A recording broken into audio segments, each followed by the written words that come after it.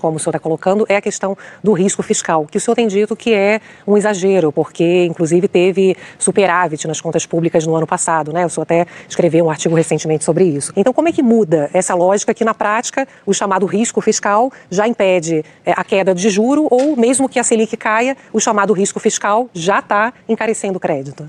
Primeiro, com esse terrorismo é feito permanentemente, o risco fiscal. A relação dívida-PIB brasileira, com o resultado do ano passado, depois de toda essa coisa, foi um superávit primário de 1,3%. A dívida-PIB, a relação dívida-PIB caiu para 73%. Está se dizendo há anos que vai dizer que vamos bater em 100%, 90%, caiu para 73%. É o nível mais baixo dos últimos anos. Acho que é o mais baixo dos últimos 6 ou 7 anos. Mas o que se questiona é se é sustentável, né? Me explica por que não é sustentável. Muito bem, vamos voltar. Então, assim, isso o que quer dizer risco fiscal? Risco de sustentabilidade? A dívida. Segundo, Jeffrey Sachs, com quem nós tivemos uma reunião ontem, já desse comitê de programação estratégico do BNDES para discutir programas de investimento de longo prazo, repetiu o que tinha me dito no início deste mês, num jantar no Rio de Janeiro. Se você olha as contas brasileiras, os números brasileiros, e diz que no país qual é, esse país é um país perfeitamente bem, com economia em ordem. Há um endividamento, relação dívida-PIB, perto de 70%, é muito inferior a de qualquer dos países desenvolvidos. Todo em moeda nacional? Eu vou chegar lá. Muito inferior a todos os países desenvolvidos. É em linha com os dos países de desenvolvimento, sendo que os países de desenvolvimento, a dívida brasileira é integralmente em moeda nacional. A nossa é acima da média dos emergentes, né? Um pouquinho acima. Os emergentes são 50, 60, nós estamos em 70. Nós somos um país maior Depois eu vou entrar sobre isso. Quanto mais sofisticado é o mercado financeiro, maior deve ser a dívida interna. Por quê? A dívida interna é o ativo sem risco do sistema financeiro. Então ela tem que ter uma certa proporção, é muito mais coerente seria medir a proporção de dívida com ativos financeiros privados. Perfeito? Inclusive que a dívida pública é uma dívida do governo, a dívida financeira, e é um ativo do setor privado. As pessoas esquecem isso. Se o governo fosse superavitário e reduzisse a dívida interna para zero, o setor privado se reduziria o valor, perderia 70% do PIB em termos de riqueza financeira. Faz sentido isso? Se ela liquidasse toda a dívida do Estado Nacional. Liquidasse a dívida. Então, mas vamos voltar ao ponto que nós estávamos dizendo. Então vamos esquecer isso, que é o outro conceito. Portanto, a situação fiscal brasileira é muito razoável. Perfeito? É muito razoável. O Brasil tem, nos últimos anos, durante a pandemia, sempre teve, no século XXI, em quase todos os anos, com algumas exceções, superávit primário. Depois teve alguns anos que teve déficit primário e depois voltou, e o ano passado voltou a ter superávit primário. 1,3% do PIB. Perfeito? Então a situação fiscal brasileira é sustentável. Como é que se pode dizer que é um risco fiscal, uma ameaça fiscal? E por causa disso a taxa de juros tem que ser alta. Vou terminar. Muito bem. Segundo, a taxa de juros básica, quem determina é o Banco Central. A taxa de juros de longo prazo é fixada pelo mercado em base em quê? Na expectativa do custo de carregamento, na expectativa de qual é a trajetória daqui até lá da taxa básica. Portanto, o CIT também ela é determinada pelo Banco Central, ou pelo que o mercado espera que o Banco Central vai fazer. Perfeito? Olha, e se o Banco Central quiser discordar, como já faz o Banco do Japão, entre outros bancos, o Banco do Japão opera na curva inteira, de 1 dia a 10 anos. Agora acabou de abrir um pouquinho o spread nos 10 anos. Ele diz, eu compro e vendo nesses prazos os títulos. Isso, então, ele determina toda a estrutura a termo da taxa de juros da dívida pública. Com isso, ele, em vez de operar só de 1 dia, ele opera em toda a estrutura a termo. Perfeito? E pode fazer isso perfeitamente, determinar toda a taxa de juros e acaba com essa loucura de dizer, olha, o risco fiscal... Mas é mais fácil encontrar alguém que queira financiar o Japão do que o Brasil. Não, o brasileiro é todo financiado com o brasileiro, Juliana. Que conversa é essa? Desculpe, mas quer encontrar alguém? Quem financia o Brasil são os brasileiros, em moeda nacional. Segundo, vamos falar mais, usar a denominação de que você falou, os investidores. Quem compra dívida pública não é investidor, é rentista. E não há conotação negativa, pejorativa em rentista, não. Rentista é qualquer pessoa que quer transferir no tempo sua poupança, os seus recursos. Perfeito? Perfeito. E quer manter no valor. Investidor é quem investe com risco, porque na dívida pública não tem risco. Então, o retorno, o que tem hoje retorno, comprar a NTN-B brasileira hoje, de longo prazo, que paga a inflação mais 6,5% ao ano, não existe nada no mundo tão bom. Nenhum investimento pode concorrer com isso. Então, por quê? Porque a taxa está profundamente errada. Professor, já que você entrou nesse ponto, Ju, não é uma discordância, pelo amor de Deus, mas acho que a gente caminha aqui para um tema que está bem desenvolvido no livro, que é uma espécie de uma ditadura do rentismo, né? Um pensamento único, né? O garrote ideológico que você chama aqui. Eu queria te fazer a seguinte provocação. Nós tivemos agora, no século XXI, como você bem apontou no livro, 2 grandes momentos da economia mundial, que foi 2008 e 2009, o craque das bolsas, do subprime americano, que quase destruiu o sistema de crédito mundial, chegou a congelá-lo por alguns dias, ninguém sabia quem estava contaminado ou não, poderia ter derrubado ali economias inteiras, os bancos centrais todos operaram em conjunto, liquidez geral no mercado, ali o governo americano virou sócio de uma GM, porque você não deixa uma GM quebrar, virou sócio de uma General Electric, porque você não deixa uma empresa desse tamanho quebrar, e agora na pandemia nós tivemos a emissão de papel moeda por parte do Banco Central americano, do governo americano, do Tesouro americano, para segurar o impacto econômico dos efeitos da pandemia na economia. Então, nós tivemos dois momentos em que o papel do Estado Nacional é absolutamente fundamental para que você pense em política econômica. E por que ainda nós estamos aqui empacados nessa ditadura do rentismo? Nessa ditadura de que não, essa dívida aqui não mexe, temos que pagar essa taxa mesmo, sendo que você acabou de descrever um país que precisa se desenvolver, que precisa empregar, que precisa crescer, precisa incluir, precisa diminuir a desigualdade e portanto, está preso na maior taxa de juros real do mundo. Deixa eu dizer, eu não usaria a expressão ditadura do rentismo. Primeiro, porque quando eu chamo camisa de força ideológica, na ideia ideológica de um arcabouço mental de concepção, feito não necessariamente de esquerda ou direita, embora a palavra ideológica dê essa conotação. O que ocorre é que o Brasil está com a taxa de juros errada, alta demais, há muitos anos, desde o Plano Real. De certa forma, na saída do Plano Real, a taxa de juros alta, porque havia muita desconfiança se o Plano Real... Hoje se esqueceram, hoje todo mundo acha parabéns o Plano Real, mas havia muita desconfiança do Plano Real. Perfeito? Então, uma das formas de garantir que não haveria saída muito rápida de capitais especulativos e desvalorização... Lembre-se que o câmbio valorizou o Real. Perfeito? Ou quando entrou a URV, se transformou no Real, era 1 para 1, e o Real valorizou mais, valia mais do que $1. Chegou a 93 centavos de reais por dólar. Perfeito? Isso foi um dos coisas, porque a taxa de juros era muito alta e tem fluxo de capitais. Nesse sentido, a taxa de juros saiu do real muito alta. E há um certo problema. Em 2005, aqui num seminário no Rio de Janeiro, Olivier Blanchard, que é um economista francês, mas americano, foi economista-chefe do Fundo Monetário Internacional até recentemente, e hoje está no Peterson Institute em Washington, e é um dos mais brilhantes macroeconomistas que existe. Está saindo o livro dele agora este ano, que chama Política Macroeconômica com a taxa de juros, ou Dívida Pública com taxa de juros menor que a taxa de crescimento, chama Dívida Pública com baixa taxa de juros, sob baixa taxa de juros, que faz toda a diferença. Muito bem. O que Olivier Blanchard veio aqui, disse nesse seminário, disse, olha, a possibilidade, vocês não te consideraram, falou comigo, chamou num canto e disse, André, você não considera a possibilidade de que o Brasil está numa armadilha no sentido de um mau equilíbrio, porque a taxa de juros alta demais provoca um déficit fiscal que é percebido como um risco que obriga a taxa de juros alta. Então, isso é um mau equilíbrio. Se você batasse a taxa de juros, reduziria o custo do serviço da dívida e reduziria o déficit. Porque lembre-se, o superávit primário foi de 1,3%. Tem sido. Agora, o custo, e isso foi o meu artigo anterior, penúltimo artigo que eu escrevi, com os dados do Tesouro Nacional. A elevação da taxa de juros está no site do Tesouro Nacional. A elevação da taxa de juros nos últimos 2 anos custou quase 2% do PIB, a saída de 2,75 para 3,75, custou quase 2% do PIB a mais em serviços de juros em 2021 e quase 4% do PIB em 2022. Lembre-se, a PEC da transição é menos de 2% do PIB.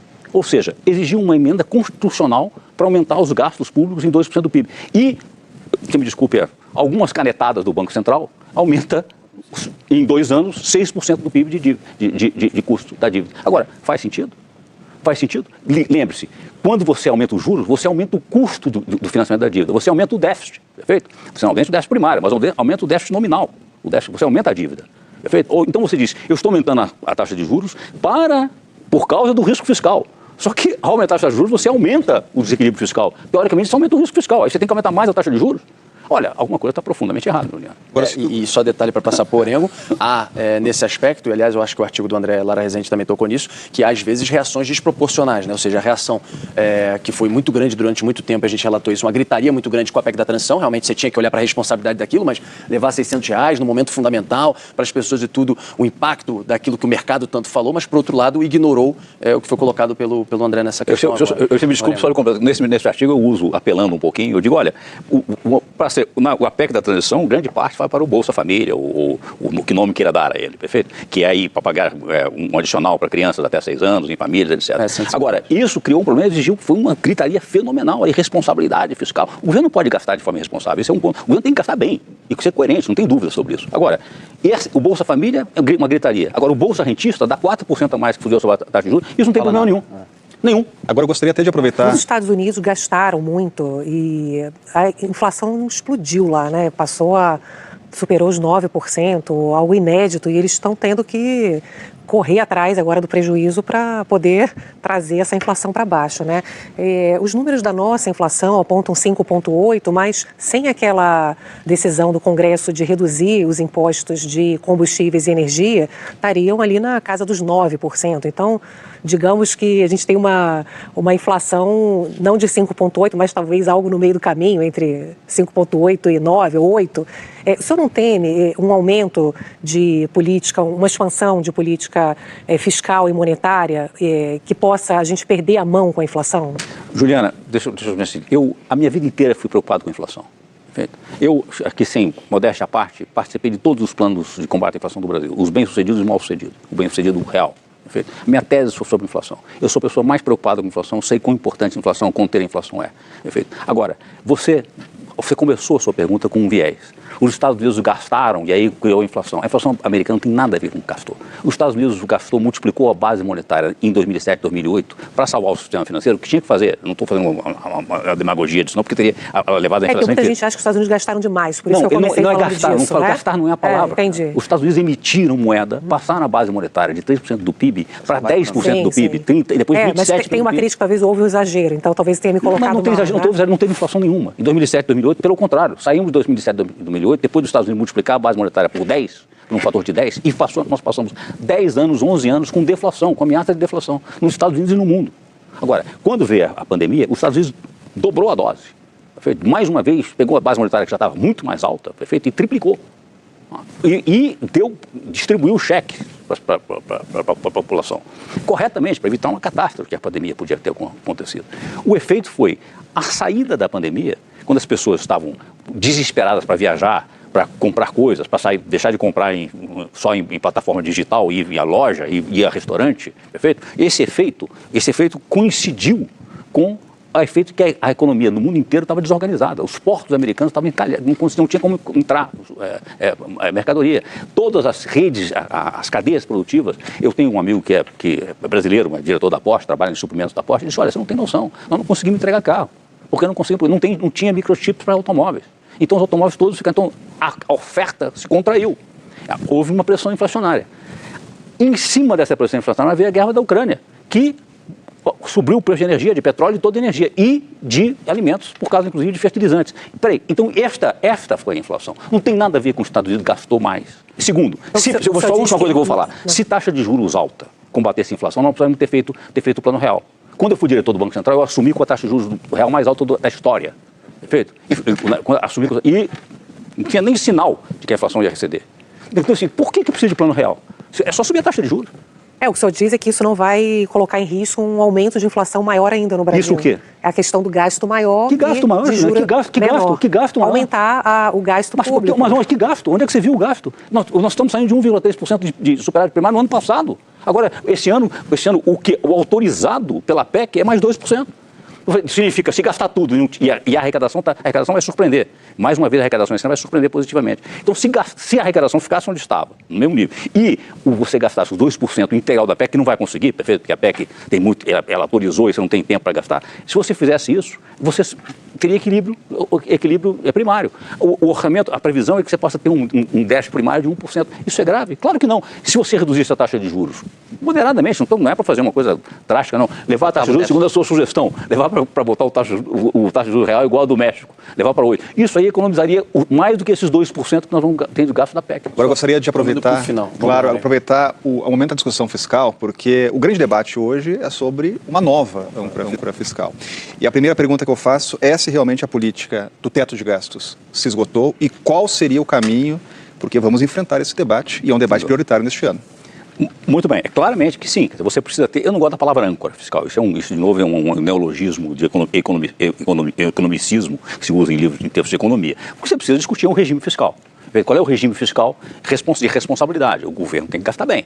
Como é que é esse regime? O regime que limita limita com um teto constitucional, esse é o grande problema, graças a Deus, a grande mudança foi que nós conseguimos que agora sai da Constituição, feito esse teto. Infraconstitucional. É infraconstitucional, claramente. Bom, mas que quando você limita o gasto com um teto constitucional, e o gasto, tem tanto gasto obrigatório que continua a crescer, sobretudo o previdenciário. E não se fala mais. Se falava em reforma da Previdência, fez uma reforma só do INSS, mas a reforma da Previdência, que é complicada, que é a Previdência Pública, a imprensa esqueceu, porque não paramos de falar nisso. Agora não é mais assunto. Agora, sinceramente, esse é que é o grande problema. E o que esse gasto, essas despesas correntes obrigatórias foram crescendo e foram comprimindo as despesas discricionárias. Onde está o espaço de investimento? Comprimiu o investimento público. Obviamente que isso não faz sentido, não é saudável. Segundo, ao fazer isso e criar um teto constitucional, você põe, de certa forma, você fragiliza o executivo e favorece o Congresso. Que nós vimos nos anos passados, com o orçamento secreto, perfeito, as emendas de relator, que é uma coisa, ok, é legal, tá? Agora a ideia de que você não tenha visibilidade, transparência sobre essas emendas não faz o menor sentido. Claro. E este é o verdadeiro gasto, este é o gasto patrimonialista demagógico, perfeito? Esse é que você queria evitar. Então o tiro saiu pela culatra. Então nós precisamos desenhar um regime fiscal que defina, porque o orçamento é a peça de condução da política do país. Então, como é que você define isso? Como é que é um regime fiscal coerente? Não é questão de âncora. E a ideia de limites inflexíveis é um equívoco. Você precisa ter certas referências, o que você faz, e se você não atingir as referências, os objetivos determinados, você precisa que se explique e que o governo diga que medidas vai tomar para voltar a convergir para os objetivos. Muito parecido com o regime de metas. Alckmin, por exemplo, vice-presidente, falou sobre o comprometimento de redução de dívida, chegou a falar sobre, quem sabe, a questão do superávit primário. Algum caminho tem que ser desenhado e o quanto antes, né? Sim, mas eu acho que eu acho, aí é uma questão, isso nós vamos discutir no seminário agora em Lisboa, nós vamos discutir no seminário aqui em março, todo mundo está discutindo isso, tem várias propostas, isso está em discussão na União Europeia, e a ideia é que você substitua essas regras inflexíveis por certos critérios inteligentes e racionais de funcionamento. Critérios com objetivos que o gasto público seja coerente com a situação econômica do país, com seus objetivos, e que você não tenha um descontrole da